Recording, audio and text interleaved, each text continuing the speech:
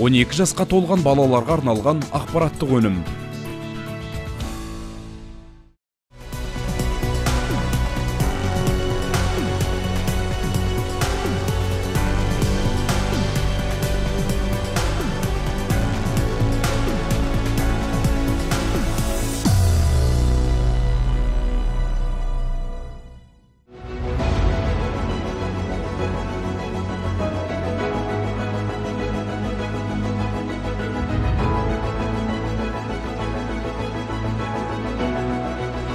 Үш шақырымды артқа тастап, Қордай ауданына келіп жеттік. Әдеттегідей, ауылдарда аралап, халықтың мұң-мұқтажын билік басындағыларға жеткіземіз. Ауданның су жаңа басшысымен сұхбат құрып, уәдесін аламыз.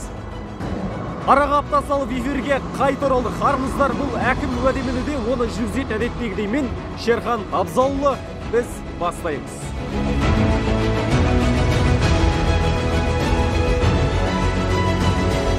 Ендеше Қордай ауданына да келіп жеттік. Біздің бірінші бұл бас сығатын ауылымыз Бетқайнар ауылдық округіне қарасты Соғанды ауылы. Ендеше бізбен бірге болыңыздар.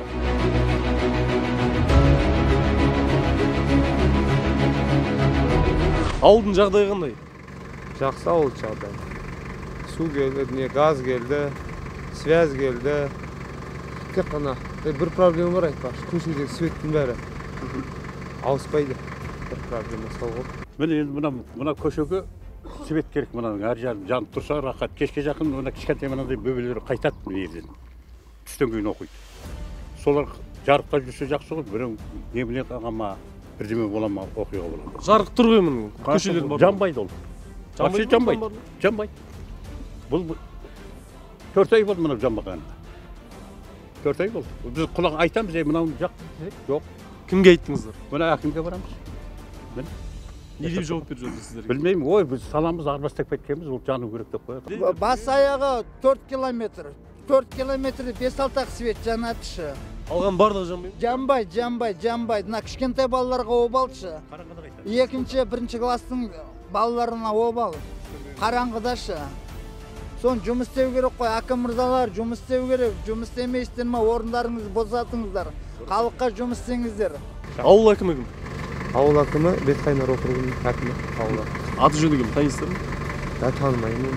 Әкім жаңадан сайланды, алдыңғы әкім жақсы жұмыс атқарған негізі. Талғат деген кісі. Қазіргі әкім? Қазіргі әкім толық атын білмеймін, жаңадан сайланды ғой. Ауыл әкімде қандай баға бересіз? Жоқ, нөл. Вообще жоқ, жұмыс не. Көрген жоқпын. Әкім болып сайланды, мен көрген жоқпын. Жағдай жақсы. Әдемі ғой. Ол кісінің сайланғанына жақында ғана болды осы. Бұқара бағасын берді. Мәселенің басы басталды. Ал ауыл басшысы кім? Іздеп Бетқайнар ауылдық округіне бардық. Жаңадан тағайындалған әкім орнында жоқ. Себебі орындаушы әкім неге кеткен? Таразда оқуда.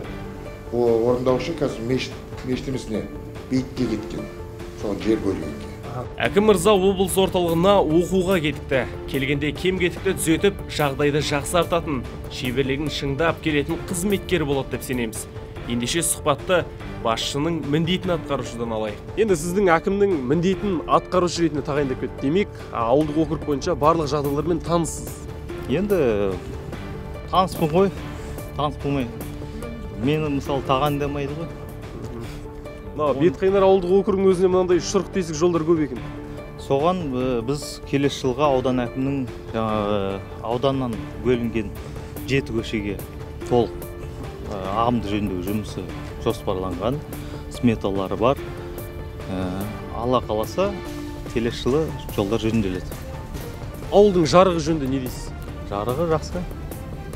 Барлық көшеде орнатылған екен, бір ұзын сонар көшеде. Ұзын 3 көшеміз бар. Яғни жарық орнатылған, түнгі көрінісі барлығы ауыл жарқырап жанып тұрады. Толық бір көше өзі. Барлығы жарықпен қамтылған, толықтай. 3 шақырым жол өзі. Сол 3 шақырым жолы толық жарықтандырылған. Бірақ тұрғындар түнде жанбайды дейді ғой. Енді жылына бір рет бізде ақша қаражат бөлінеді. Сол бір рет жылына жөндеу жұмысы, басқа жұмыстар жүргізіледі. Осы енді орнатылған жарық шамдар неше пайыз жанып тұр қазір? 80% жанып тұр. Қашан жаңартылады? Көктемде. Көктемде жаңартылады. 2020 жылда көктемде ағымды жөндеу жұмыстары жүргізіледі. То есть лампочка ауыстыру, басқа жұмыстары. Жарық шамдары қазір 80% жанып тұр. Енді осы 100% көктемде жанады деп уәде бересіз бе? Әрине. Уәде бересіз. Әрине береміз. Өзге мәселе болғанда мен жаңа айтып отырмын ғой, атап өттім. Соған ауылында бізде көпірдің мәселесі. Ал бұл ауылды екіге бөліп тұрған Соғанды өзені. Ауылдың мына екінші бөлігінде 10-нан астам үй бар екен. Барлық машинасы барлардың барлығы осы өзенді өткелдің болмағаннан кесіп өтуге мәжбүр. Ал мұндағы мектепке баратын оқушылар, ауылдың тұрғындары барлығы осы бір кішкентай көпірден өтуге мәжбүр. Тұрғындар бұл көпірді шайтан көпір деп ат қойып болған екен. Қазір оның себебін осы ауыл тұрғынынан сұрайтын боламыз. Қанша әкім ауысса осы көпірді айтады. Сол баяғы жартас, сол жартас. Осы көпірге жарымадық. Міне көпірдің тұрғанына 3-4 жыл болды ғой. Бұл ауылдағылар ағайын жұрт болып өз қолдармен соққан жалғыз көпір. Тұрғындар тұрғызған өткелдің қазір тозығы жеткен. Ауылдың бірінші бетінен екінші бетіне өтетін жалғыз жол осы екен. Жасы жеткен қарияларға өткелден өту қиынға соқса керек. Ал ата-аналары балаларын мектепке жалғыз жіберіп қойып отыра алмаймыз дейді. Себебі осыдан бірнеше уақыт бұрын болған оқиға жұртқа сабақ болған екен. Темірхан Телғазиев мектепке барам деп көпірден суға құлаған оқушыны ағыннан аман алып қалған. Сонымен мына жақтан ағып келе жатыр екен, жаңа қыз көріп қалдым да жүгіріп шығып құтқарып алдық. Көпірдің жоқтығынан машина мінгендер өзенді кесіп өтеді. Ал қыз келіп су бетін мұз басқанда өткелдің маңы көлік тұрағына айналады. Енді осында қойып қояды, арғы жақына мына бетіндегі үйлерге қоятындарына қояды, туысқандарына үйлеріне қойып қояды. Өтпейтін машиналар тұрады. Мұз қатқан кезде өтпейтін машиналар өтпейді ол болды. 3 жылдан бері шешілмей тұр екен осы көпірдің мәселесі. Неге? Енді ол ауданнан бөлінетін или облыстан бөлінетін қаражат есебінен ғой. Оған қаражат жоқ болып отыр. Көпір мәселесі өте күрделі мәселенің бірі болып отыр ғой.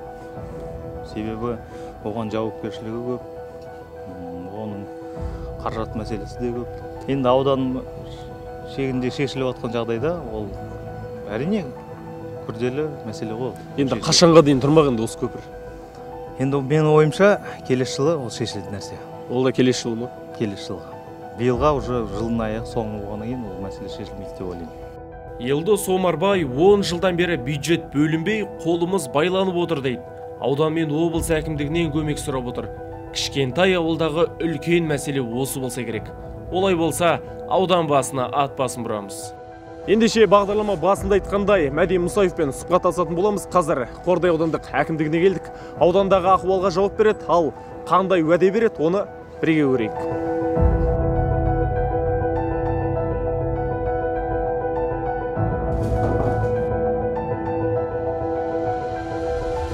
Жаңа кабинетіңіз қалай, ыңғайлы ма? Кабинет везде одинаковый.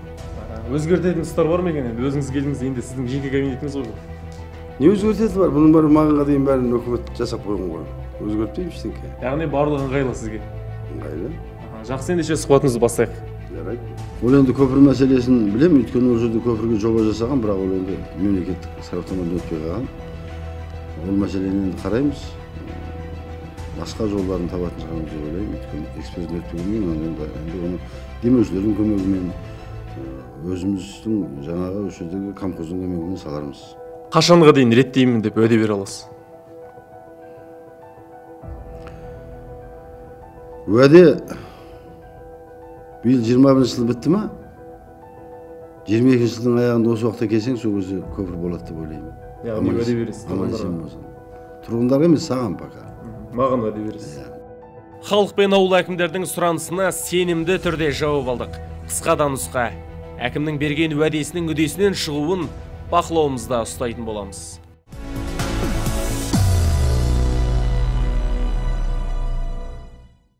Егерде Ноғайбай ауылдық округінде дәл осындай қалып кеткен құрылыс қалдықтарын көрсеңіз, бұл үй мердігерлердің алдығына түсіп, қалтасынан қағылған қараша деген сөз.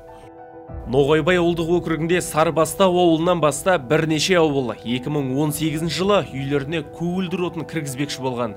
Жинап тергендердің бәрін сенімдеріне кірген мердігерге берген. Біздерді қарық қыламыз, ақшаларыңызды төлеңіздер, газдарыңыз болады деп. Содан жаңағы келген мердігер сол ақшаны алды да, сол мердігер де жоқ, ақша да жоқ, газ да жоқ болды. Мына монтажный жұмысты ғана жүргізді да қойды. Мына жердің астына трубаларда, ана үйдің жанында тұр ғой, трубалар. 2018 жылы қанша қаржыдан жинадыңыздар? 252 мыңнан жиналды. Әр үй 255 мың. 52. 252 мыңнан. Иә, мысалы мен де бердім соны. Барлығы? Барлығы ақша бергендер 130-140-тай болды. Сол ақша жинап бергенде сол жоқ болып кетті. Ақшаны жинап алды, жоқ болып кетті. Не деп айтамын енді? Кім алды, кім кетті, соны жоқ аяғасын. Мен де бергем кезінде. Газ жүреді. Қанша ақша бердіңіз? 250 мыңнан алдым. Бәрі бір керік алды ғой. Кім жинады ақшаны? Қордай газ инвест дейді. 2018-де ояқта газопровод болмаған, қазірде газопровод жоқ. Газопроводтың трубасы бармай тұрып қалай ақша жинайды дедім түсінбеймін. Енді біреу алдаған шығар, алаяқтар көп қой қазір. Ұтып алған мердігерге айтып, мынау төлеп қойған 100 мың. Деп барып, ана мердігердің келісімі арқылы сөйтіп келісімшартқа отырамыз. Қашан реттелмек бұл мәселеде? Ол ауылға қашан газопровод барады, сол кезде реттеледі. Әзірге нақты белгісіз. Сан соғып қалған Қарашаның жағдайы мәз емес. Ауылдағылар ақшамыз ауаға кетті дейді. Аудан басшысы тапқан таяндарын берген тұрғындардың теңгелері қашан игерілетінін нақты басып айта алмады.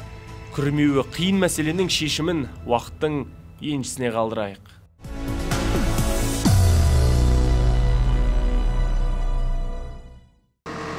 Қордай ауданынан 60 шақырымда орналасқан Кенен Әзірбаев ауылына келдік. Ауылға кіре сала осындай түрлі техникаларды кездестіріп, газ тарту, жол жөндеу жұмыстары қызу жүріп жатқан көруге болады. Ал енді оның сапасы жөнінде тұрғындардың өздерінен сұраймыз. Енді қанағаттанарлық деп айтамыз, бұл да жоқ еді ғой. Бұған да қол жеткіздік. Бағдарламадан әр көше енді жарықтанып жатыр, асфальт төселіп жатыр, газ кіріп жатыр.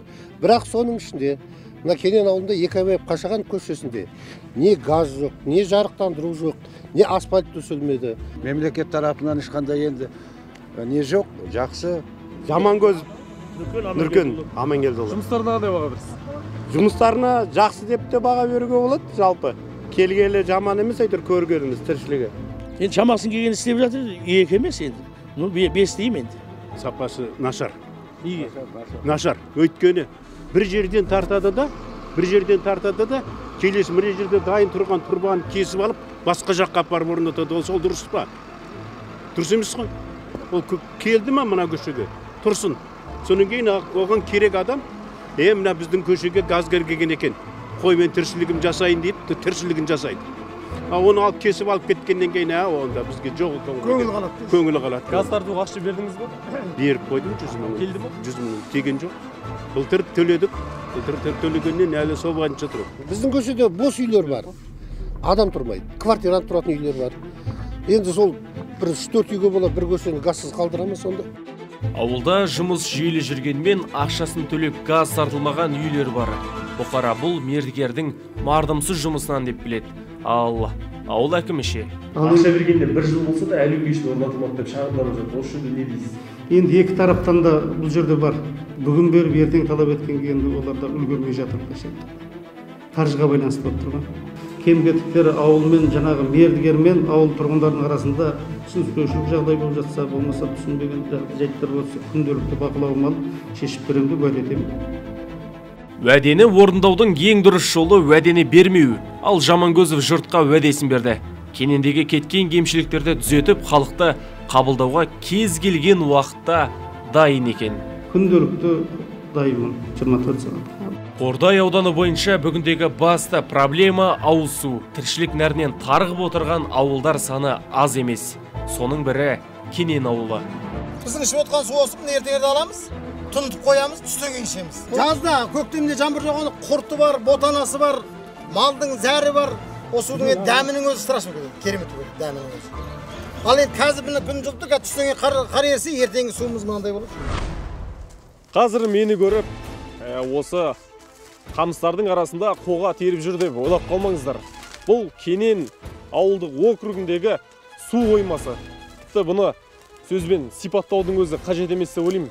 Мына көріністерді көріп, келесі кадрларға назар аударыңыздар.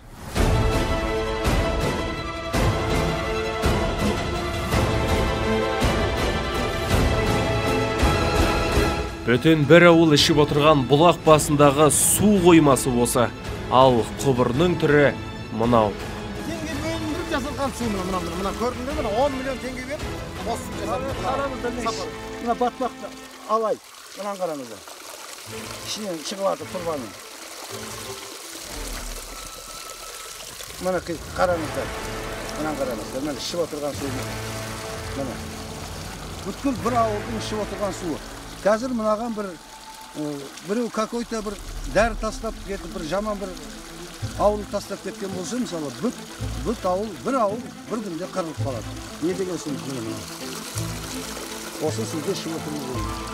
Ağız su meselesi çözülsün. Ağız su meselesi çözülsün. 100% таза деп есептей алмаймыз, себебі қайнар көздерінен пайдаланамыз. Ашық қайнар көздер. Жыл санап сапасы өзгеріп келе жатыр. Себебі олай айтатын себебім былтыр ғана ішкі құбырларын ауыстыру жұмыстары жүріп өтті. Су қоймасына соңғы рет қашан бардыңыз? Су қоймасына күніге барамыз десек те болады. Көрінісін сипаттап беріңізші. Көңіліңізден шыға ма өзіңіз? Енді жаңағы өздеріңізге айтып өткендей, ашық су көздері болғаннан кейін тауда әртүрлі табиғи нәрселер енді келуі мүмкін. Жалпы тазалығын, басқасын бақылап тұратын бізде арнайы бар. Қордай судан маман бекіткен, сол кісінің қарауында жұмыстар жүргізіліп жатыр алда. Ол уақыттың еншісінде. Нақты айта алмайсыз. Нақты айта алмаймыз. Ал Мұсаев мырза не дейді? Бәлкім түйіннің тарқатар жолын сіз білерсіз. Ол енді жаңыз Кенен ауылында емес, судың қоры жоқ ол жерде, биік жерде тұр. Кенен, Үлкен Сұлутұр, Күнбатыс 1, Күнбатыс 2, Керу, Қарасай ауылдары, еңбек ауылдары бәрі таудан түсетін бұлақтардан су ішіп отыр. Маған облыс әкімінің тапсырмасы бар. Анатолий Дмитрий Ряпшев деген бар, комитеттің төрағасы. Қазір Алматыда Қазгидроводхоз деген мекеме бар, жобалаушы, соның директоры осы келесі аптада келеді. Сол таудан шығып жатқан бұлақтардың басына біз су жинағыш жасауымыз керек, резервуар жасауымыз керек. Оған бактерицидін жаңағы не қоюымыз керек, нелерін тазалайды, микробтан әртүрлі. Жоба жасап барып, оған ақша қарап барып шешеміз. Ол да бүгін ертең шешілмейді. Бірақ ойлаймын 22 жылы шешеміз. 22-нің аяғына дейін шешеміз. Қордайдағы қордаланған мәселе осы. Бұқараның бас ауруын жаңа басшы реттейді деп үміт артқан халық қарасы қалың. Басшының айтуынша бүгін берілген сөздер іске көшіріліп, келер жылы орындалмақ. Ендеше Мұсаев мырза, алда атқарылар жұмыс көп. Уәденің үдесінен шығып халықтың алғысын аларсыз деп сенеміз. Өздеріңіз көргендей Мәди Мұсаев алдағы жоспарларымен бөлісті. Бұқараға уәдесін де берді. Біздің осымен 8-ші шығарылымыз өз соңына жетіп отыр. Сіздермен бірге болған әкім уәдемініде және оны жүргізетін мен Шерхан Абзалын айтамыз. Біздің келесі хабарымыз Талас ауданына арналады ма, әлде Сарысу ма? Оны келесі аптада білетін боласыздар.